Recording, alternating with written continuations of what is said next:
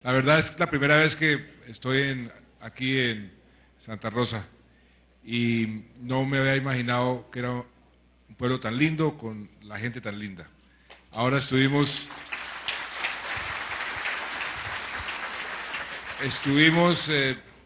inaugurando un punto que hemos denominado punto Vive Digital en nuestra estrategia de llevarles a la mayor cantidad de municipios posibles una infraestructura tecnológica que le permita a todos los habitantes, pero especialmente a los niños y a las niñas, el acceso a la tecnología. Son puntos que tienen todas las instalaciones conectados a Internet. En el caso de Santa Rosa tiene 16 computadores, tiene una serie de instrumentos y de tableros electrónicos para dar clases sin papeles. Allá estaban dando unas clases de álgebra, me recordaba mis años de colegio, pero realmente son los puntos que van a tener una gran repercusión en el desarrollo del país y de todos los municipios y sobre todo de los estratos más bajos, porque ahí estaban unos niños jugando los mismos juegos que jugaban mis hijos, los mismos. Tienen acceso a ese tipo de tecnologías y eso es importantísimo en la educación de hoy. Pero aquí estamos en este acuerdo para la prosperidad sobre un tema también muy importante y muy relevante para esta región, que es el tema de la agricultura. Quiero simplemente, como ha sido habitual, hacer referencia a algunos hechos de la semana. La verdad es que hacía algunas semanas no hacíamos acuerdos para la prosperidad, pues debido a mi operación que tuve y que afortunadamente estamos recuperándonos rápidamente y con recibimientos como estos, pues la recuperación va a ser todavía más rápido. Muchas gracias, realmente.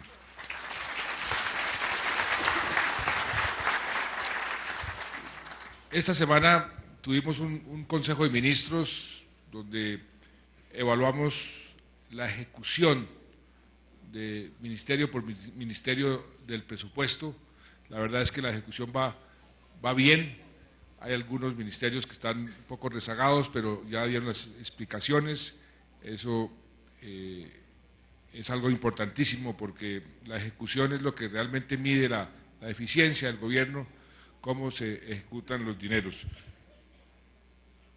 Hicimos una explicación, yo creo que es tal vez el hecho más importante de la semana, sobre el presupuesto que aprobó el Congreso y la reforma tributaria. Aquí está con nosotros el señor presidente de la Cámara de Representantes, doctor Augusto Posada. Muchas gracias, además porque esa aprobación fue muy oportuna. El presupuesto que se aprobó es el presupuesto más grande de la historia, pero sobre todo el presupuesto de inversión. No es usual que en los presupuestos se aumente más la inversión que los gastos de funcionamiento. Los gastos de funcionamiento tienen como una dinámica y generalmente ha sido la costumbre, crecen más que los gastos de inversión. En este caso fue a la inversa. Y dentro del gasto de inversión, la parte social tiene una gran preponderancia. Y eso es bien importante porque eso encaja perfectamente con la propuesta de reforma tributaria. Como lo quisimos exponer en la alocución en televisión, esa propuesta de reforma tributaria también es sui generis, es algo que tal vez no se había hecho hace muchas décadas, yo diría que nunca. Generalmente las reformas tributarias se presentan para aumentar los ingresos, las arcas del Estado. En este caso no fue así.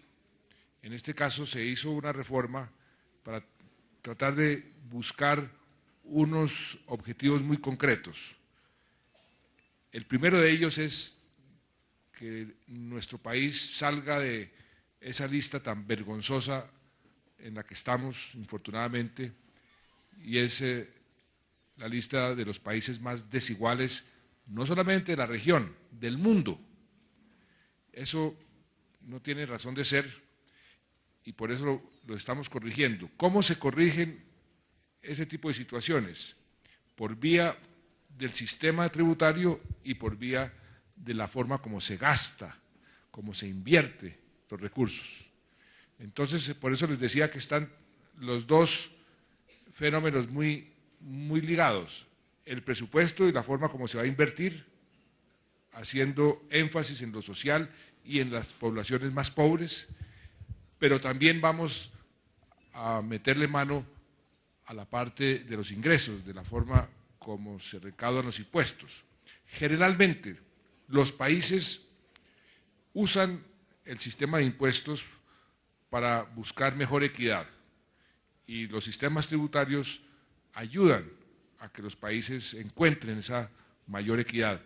Resulta que en el caso colombiano nuestro sistema tributario no cumple esa función, todo lo contrario, es inclusive hasta regresivo, o sea, va a contrapelo del objetivo fundamental de cualquier sistema tributario justo. Y eso es lo que hemos querido corregir con esta reforma. ¿Por qué digo eso?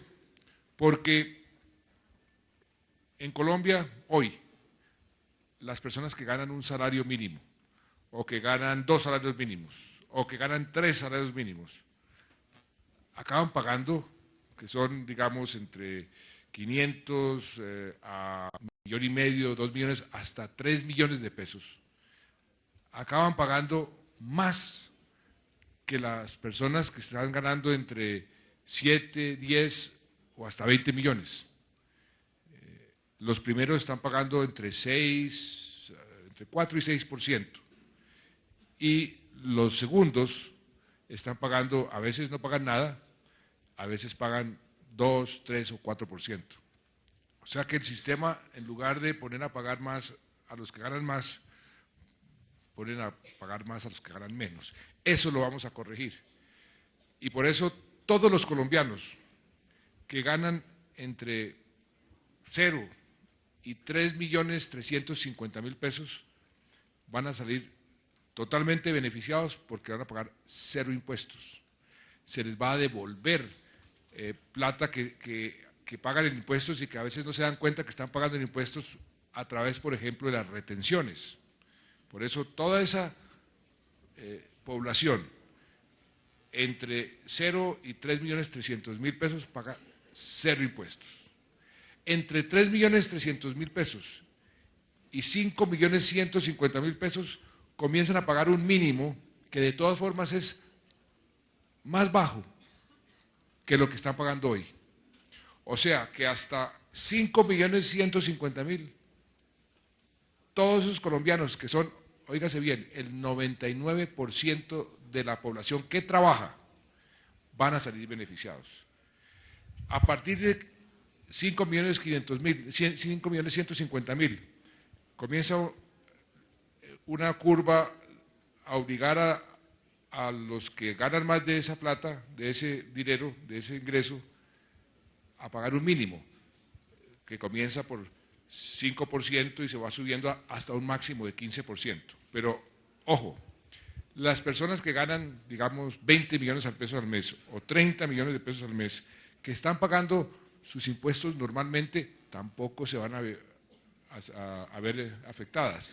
Son los que están utilizando esos, llamémoslos vericuetos, esos trucos de deducciones y diferentes modalidades para pagar muchos menos impuestos de lo que deberían pagar.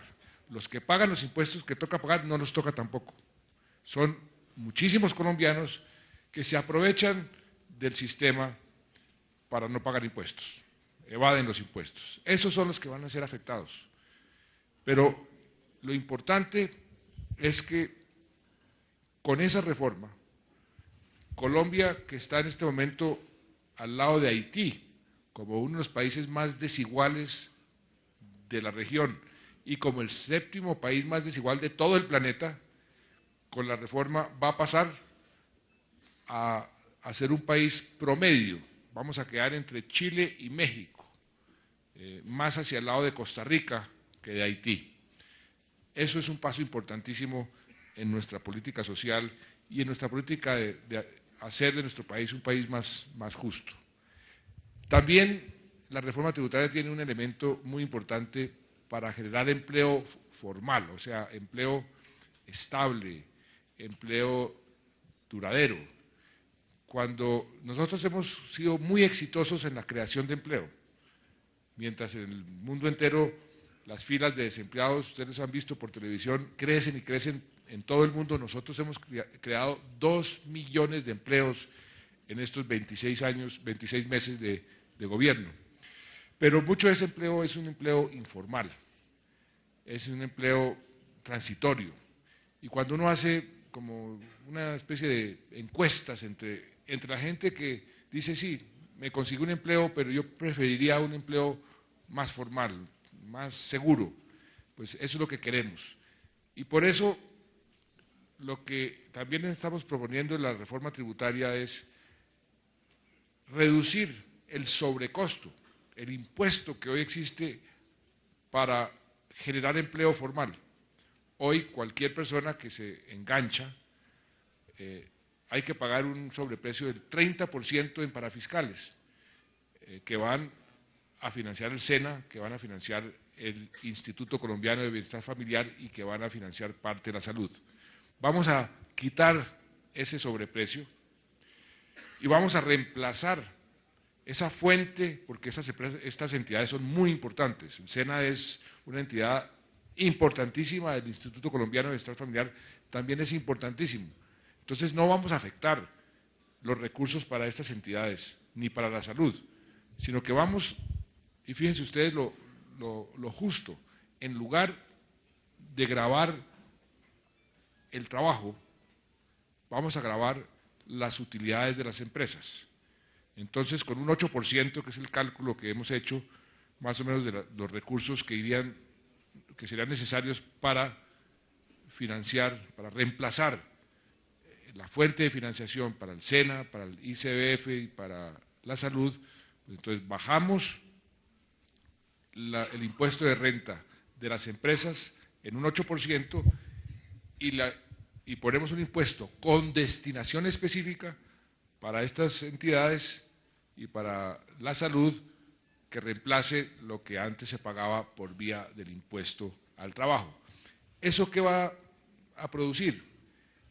Que las empresas van a estar mucho más estimuladas a enganchar gente con salarios estables y duraderos, a enganchar gente formalmente. Y se calcula que más o menos se pueden enganchar entre 800.000 a 1 millón de personas por ese estímulo, por quitar ese impuesto al trabajo en el futuro próximo. También se están haciendo unas reducciones de unos impuestos que nadie paga por lo altos. Por ejemplo, si yo tengo una casa y la voy a vender, entonces me cobran el 33% como ganancia ocasional porque mi casa se ha valorizado en los últimos 10 o 15 años. Entonces, ¿qué hace la gente? La gente comienza a hacer trampa, a declarar la casa por otro precio o a hacer negociaciones ficticias. Entonces, para evitarnos el estímulo a la trampa, bajamos del 33 al 10% la ganancia ocasional. O algo que sucede con mucha frecuencia, las herencias, cualquier cosa que los padres le dejan a sus hijos el día que mueren, se grava con el 33%. Entonces todo el mundo trata de esconder sus activos para no tener que pagar ese impuesto. Entonces también lo vamos a bajar del 33 al 10%. Es mejor recibir un poco y sincerarnos que no recibir nada manteniendo esas tarifas tan altas. Pero lo importante de esta reforma, vuelvo y repito, es el impacto social y el impacto en la distribución de toda la prosperidad económica que se está generando. Y eso es un paso importantísimo dentro de nuestro objetivo de hacer de Colombia un país mucho más justo, sobre todo socialmente. En la semana también tuvimos una serie de eventos. En Cali estuvo reunida todos los grandes innovadores de toda la región, de todas las Américas. Vinieron gente desde Argentina hasta Canadá y Estados Unidos en algo que para el país es muy importante. Esa es una de las locomotoras, la innovación, estar permanentemente buscando cómo hacer las cosas mejor, cómo hacer las cosas en una forma más eficiente, más efectiva. Esa cultura de la innovación que aquí en Antioquia se da casi que natural, es algo que todo el país debe asumir como una cultura propia e incentivarla todos los días. Ese evento en Cali fue muy importante, un evento que se organizó con la OEA. Colombia está presidiendo esa red que se creó para motivar la innovación en todos los países de las Américas. En estos 2 días en Cartagena ha estado reunido un foro muy importante que se llama el Foro Iberoamérica, un foro que se creó hace ya varios años, que reúne gente de la política de Iberoamérica, gente de la academia y grandes empresarios. Un foro que ha venido adquiriendo más y más reconocimiento por la calidad de la gente que asiste y por la calidad de las discusiones. Todos muy elogiosos de lo que está sucediendo en Colombia.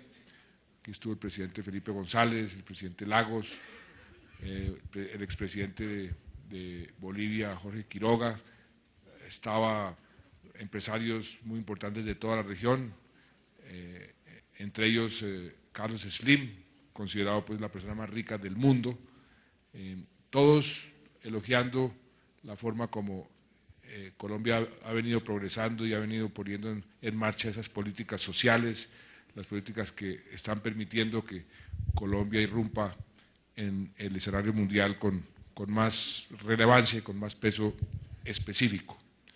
De manera que de allá llegamos esta mañana y aquí estamos en Santa Rosa. Alcalde, muchas gracias de nuevo por la hospitalidad.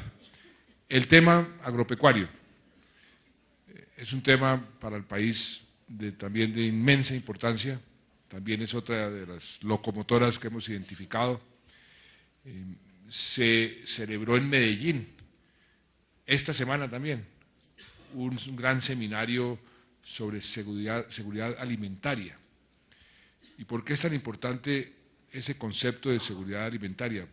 Porque el mundo está comenzando a sufrir una crisis muy preocupante de alimentos. El mundo se está quedando sin alimentos para alimentar la población que está pidiendo cada vez más alimentos. Vamos a tener que alimentar de aquí al año 2030, creo, cerca de 9 billones de personas más en el mundo. Y la gente se pregunta, ¿de dónde va a venir ese aumento en la producción de alimentos? Porque los espacios para aumentar la producción se están agotando.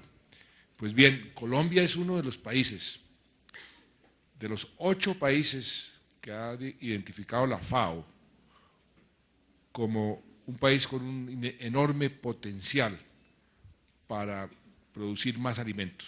O sea, que nosotros no solamente podemos producir los alimentos que aseguren nuestra propia alimentación de los colombianos, sino que nos podemos volver una especie de despensa del resto del mundo. Ese es el interés, por ejemplo, de los chinos. Los chinos le tienen puesto el ojo a Colombia, diciendo, allá hay un potencial enorme en materia de energía y de alimentos, que es lo que los chinos van a necesitar más y más. Pero no solamente los chinos, el mundo entero. Y nos corresponde a nosotros es ir sentando las bases para que ese desarrollo del sector agropecuario se haga de forma tal que primero que todo pueda incorporar a todos nuestros campesinos, elevarles su nivel de vida, darles mayores posibilidades y volvernos realmente productivos, que eso lo que trae es prosperidad para todo el mundo. Y en la medida en que podamos ser unos jugadores importantes en la producción de alimentos, como lo hemos sido durante tanto tiempo en el mundo del café. Colombia ha sido, desde hace décadas, es un jugador importante en el mundo del café, pero el café es un producto. Si somos importantes en la producción de alimentos en general, eso se convierte en prosperidad para los colombianos y también en relevancia a nivel internacional. El desafío es enorme, pero la oportunidad es muy grande también. Y se están haciendo cosas importantes. Y todas estas políticas que estamos poniendo en marcha tienen como visión de largo plazo esa, darle al sector agropecuario una gran importancia como factor de desarrollo, no como factor de pobreza. El campo ha sido en Colombia considerado como un freno a nuestro desarrollo, allá está concentrada la pobreza. Eso se debe y se puede cambiar, que se convierta en un polo de desarrollo, en una generación de prosperidad, de riqueza, sobre todo porque la coyuntura mundial así lo establece, así lo identifica, de manera que hay ahí una gran oportunidad. Ese es el tema de este acuerdo para la prosperidad. Aquí en toda esta zona de Antioquia, pues la parte lechera, la parte agropecuaria es fundamental. Nadie puede venir a darles a ustedes cátedra en ese sentido, porque ustedes son los mayores conocedores de este tema. Lo que tenemos que hacer todos juntos es ver cómo podemos mejorar esa competitividad. Por ejemplo, sé que con el acuerdo que hicimos con Estados Unidos se están ya colocando quesos en los mercados norteamericanos. Eso no se había visto nunca antes y ahí la demanda es infinita. ¿Cómo hacemos para que esa producción de quesos y esa exportación de quesos se haga de forma tal que traiga más prosperidad a todas estas zonas? Ese es el gran reto que tenemos y ese es uno de los temas que vamos a discutir a continuación. De manera que, de nuevo, alcalde, muchas gracias por su hospitalidad a todos ustedes y comencemos con el acuerdo para la prosperidad que nos convoca el día de hoy. Muchas gracias.